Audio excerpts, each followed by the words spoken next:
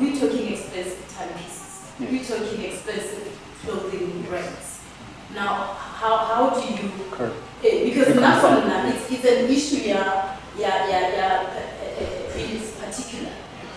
My star sign is Capricorn. We well known for class, expensive stuff, and well, but within limit, of course. Yeah. Now, even like shop, I will go for that niche brand. Now, how do you bring that? Moloi, this client was want to be impressed by how you look, how you smell, how you talk, and the timepiece that you have on. At the same time, there's this concern. First invoice for one on Facebook, or expensive. Now, where is the balance? All right. So the Patek Philippe example was just to illustrate value, right? To say Patek Philippe, when you see a Patek Philippe advert when you're at the airport, they're not going to speak about Swiss movement and how accurate the time is. They're going to speak about legacy. They're going to speak about prestige, because that's the value that you get, all right? You can look at your phone for the time, all right? That's not why you buy a Patek Philippe. You don't buy a Patek Philippe to know what time it is at any given time. You buy a Patek Philippe watch because the value associated with that is prestige, status, and class, all right? Now, when it comes to your end users, all right? That's why I said value doesn't come from you. You don't get to decide, yeah? Like I said, when I was a banker, as much as I was an exceptional banker, all right? There was an expectation from my clients in terms of what an exceptional banker looks like, yeah? So even though I could walk into a room with shorts and a vest and still could articulate finances like no one's business, it would be very difficult because the expectations from my client's side doesn't match what I look like, yeah? So we're not saying wear expensive things and wear Kingsley Heath, very nice olive green shirts. But what we're saying is understand that you don't get to decide what value is. You get to respond. And the closer you are to your end user, the better you're able to respond because you know what they're expecting, yeah? So as entrepreneurs, our challenge is we sit in our rooms and on our keyboards and we type out solutions without understanding what the end user is expecting, yeah? So the premise of value is to say, get close as possible to your end user because your end user will tell you what value they're looking for. Yeah? When it comes to building value propositions, the most important skill you can have is the skill of listening. Listening. Right? I always say, if you listen carefully, people will tell you what they want to hear. The trick is in listening carefully. Yeah? And I always tell when I'm consulting with my clients that who are pitching for big business, and it's a pitch, all right? And it's an introductory pitch, so it's your first level of pitching, all right?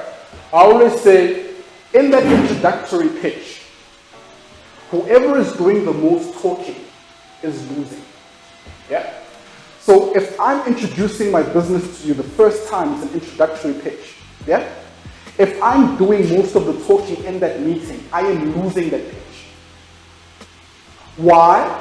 Because I'm not listening. I'm not asking open questions that will get you to tell me what you want to hear.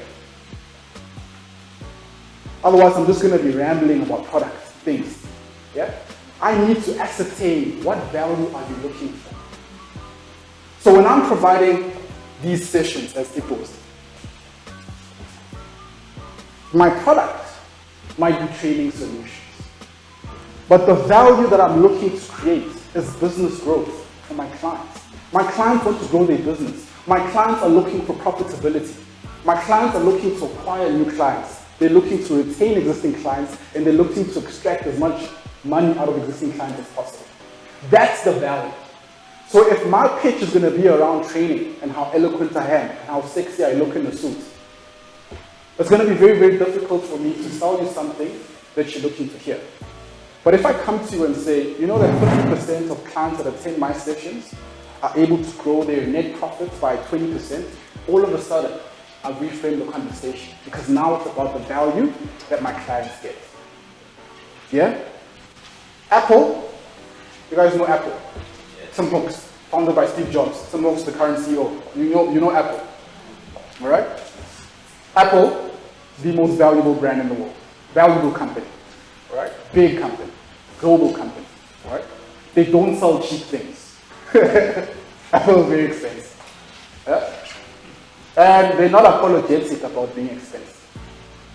They don't feel, ooh, we must explain and justify. Oh, if you can't afford it, you walk out the store. Yeah? I'm not saying sell expensive things, but the difference between you and Apple is that Apple's brand perception is much higher than yours. Okay? When Apple consumers buy an Apple product, they trust wholeheartedly that it will deliver on the value promise that Apple promises. They don't have any doubts. There's no questions. Yeah?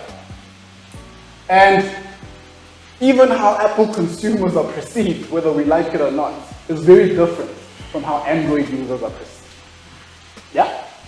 Whether we like it or not. Because Apple has invested disproportionately towards building their brand more than anything else. That's why today they can command a premium. If you're competing on price or using price to land a contract, what that means is that you haven't invested in building a brand. What that means is, one, you're not sure of your ability to create value, or two, you're not sure of people's perceptions of your ability to create value. So when it comes to building brands, you need to know your ability to create value, not to build products, but to do the thing that you want the product to do, or what the person who's using the product wants to get out of it. Yeah?